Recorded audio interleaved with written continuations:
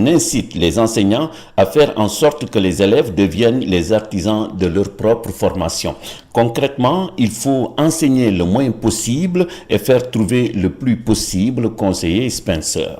Autrement dit, l'enseignant doit avoir confiance dans les capacités des élèves à transcender le ou les obstacles cognitifs au cours d'une séance. Sans tomber dans les travers de la pédagogie transmissive, il doit tendre la main à l'apprenant si la situation l'exige pour l'aider à transcender l'obstacle. Pour ce faire, il doit mettre en place un ensemble de mesures de soutien que les pédagogues appellent étayage. L'étayage consistera donc à fournir aux élèves une aide à l'apprentissage. Évidemment, la nature et l'importance de ce soutien varieront selon les besoins des élèves.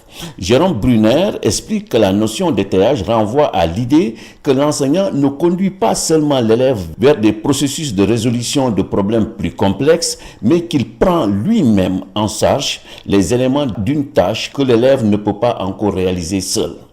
Le soutien de l'enseignant sera progressivement retiré à mesure que les apprenants maîtriseront les tâches à exécuter. C'est justement dans cette optique que Philippe Mérieux parle d'étayage et de désétayage. L'enseignant, explique-t-il, procède par étayage et désétayage successifs.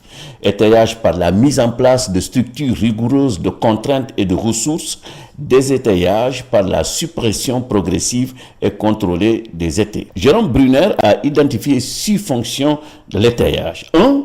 L'enrôlement. Il s'agit de susciter l'intérêt et l'adhésion de l'enfant à la tâche. 2. Réduction des degrés de liberté.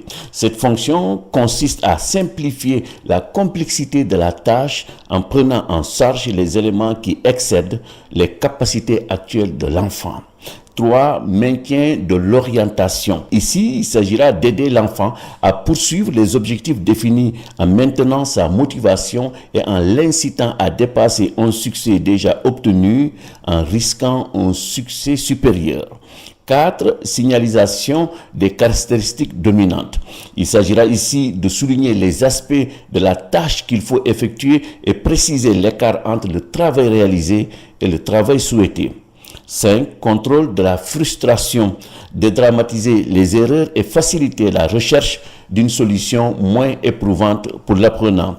Enfin 6. Démonstration de modèles de solutions, présenter des modèles standards, des schémas qui pourront être reproduits par l'apprenant lui-même.